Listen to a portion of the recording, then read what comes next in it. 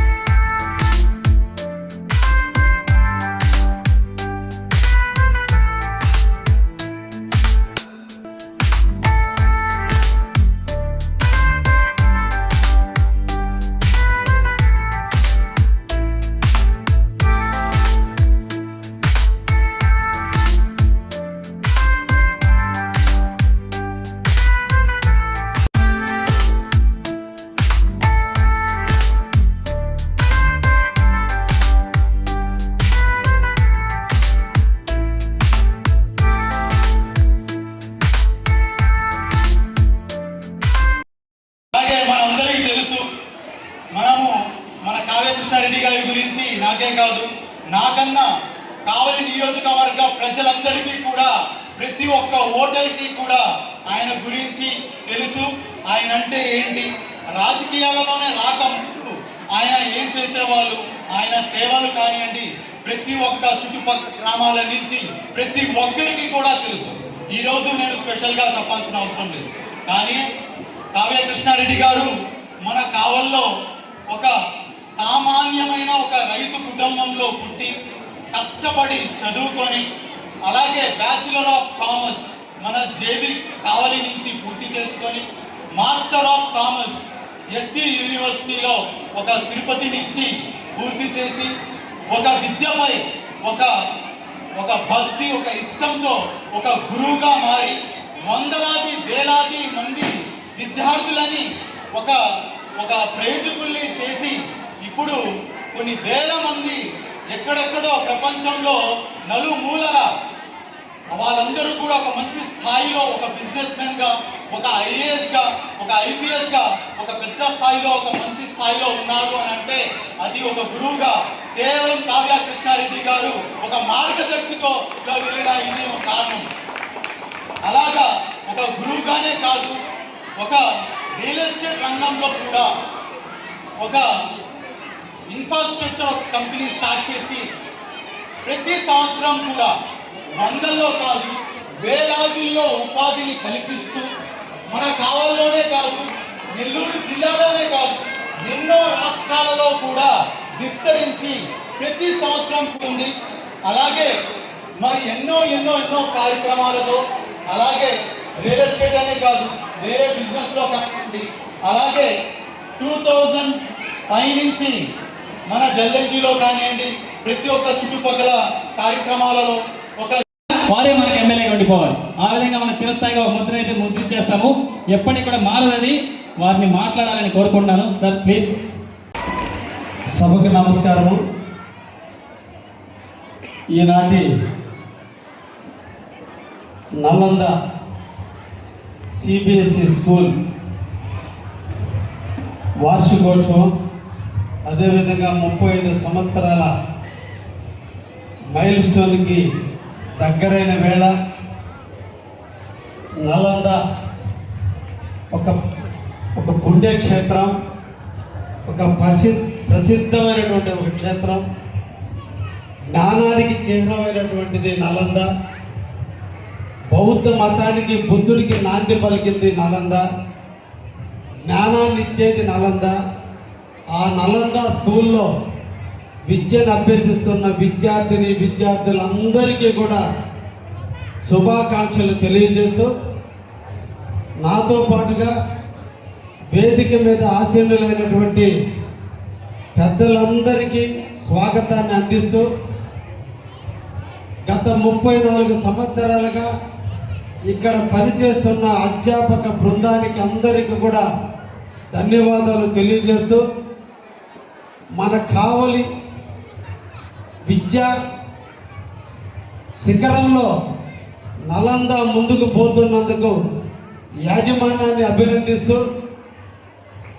ఒక చిన్న పట్టణంలో సిబిఎస్ఈ లేని రోజుల్లో విద్య కూడా ప్రైవేట్ స్కూల్స్లో బాగా అందని రోజుల్లో ధైర్యంగా కావలికి తీసుకొచ్చి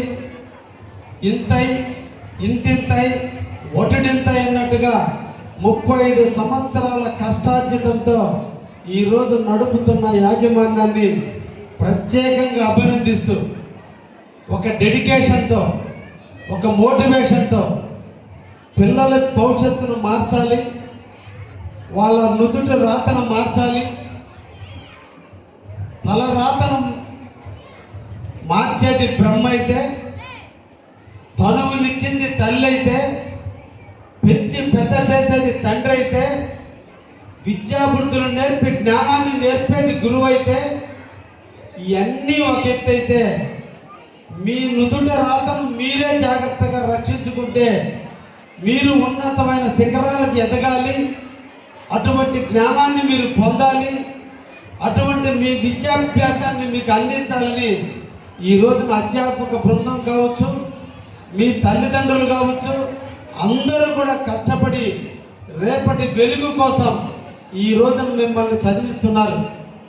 ఇక్కడికి విచ్చేసిన విద్యార్థులారా, అందరూ బుడి నడకల మధ్య మీ తల్లి మాటలు నేర్పింది, మీ తల్లి నీకు నడప నేర్పింది, నీ తండ్రి నిన్ను బరువు నేర్పాడు, నీ తల్లి తండ్రి నీకు మాటలు నడక నేర్పితే, నడక నుంచి మాటల నుంచి జ్ఞానాన్ని నేర్చుకోవడానికి మీరు పాఠశాలకు వచ్చారు. తల్లి కోసమో తండ్రి కోసమో కాదు మీరు పాఠశాలకు వచ్చింది. పుట్టించిన రోజే తల్లి రుణం తీరిపోయింది. మిమ్మల్ని పెంచి పెద్ద చేయడంతో మీ తండ్రి రుణం తీరిపోయింది. వాళ్ళిద్దరి కర్తవ్యం, వాళ్ళిద్దరి బాధ్యత మిమ్మల్ని పెంచి పెద్ద చేయటం. కానీ మీరు ఎలా ఎదగాలి, మీరు జీవితంలో ఏ విధంగా ఎదగాలి, ఎలా చదువుకోవాలి, ఎలా క్లాస్ రూమ్లో ఫస్ట్ క్లాస్లో పాస్ అవ్వాలి, ఎలా గురువుల మాట వినాలి, ఇవన్నీ కూడా మీరు నేర్చుకోవాలి.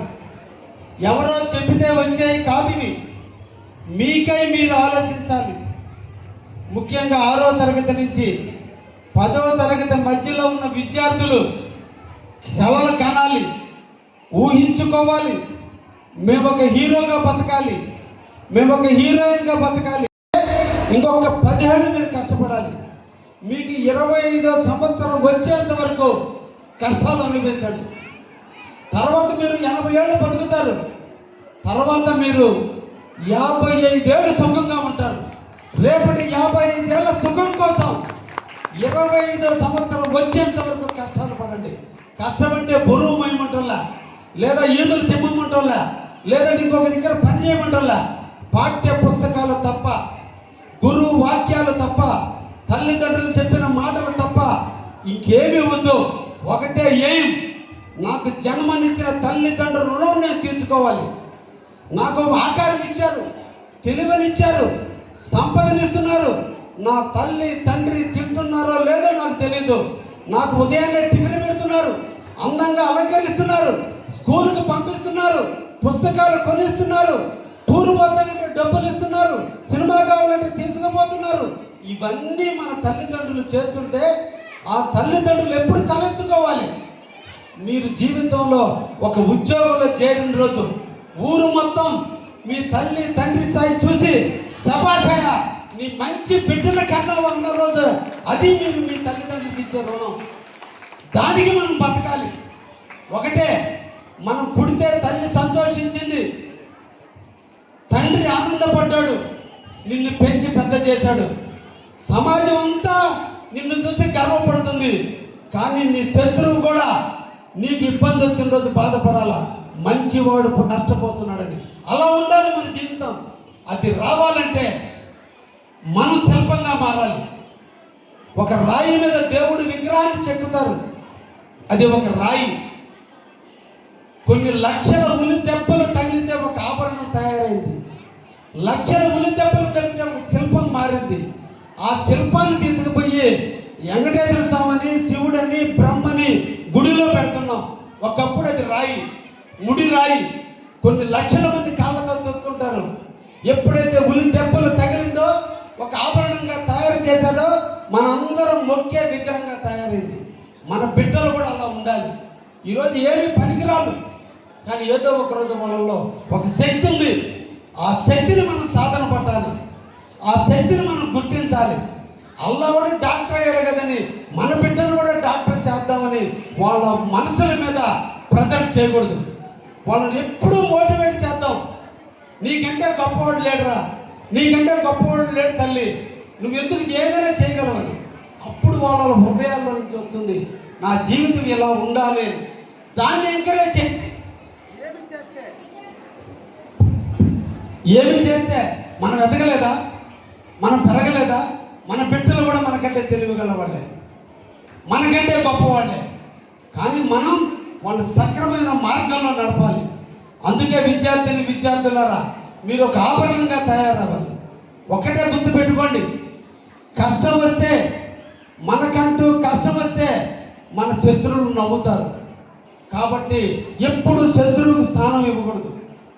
కష్టం వస్తే శత్రువులు నవ్వుతారు, కష్టం వస్తే మిత్రులు కళ్ళు నీళ్లు తుడుస్తారు, బంధువులు భుజం తడతారు.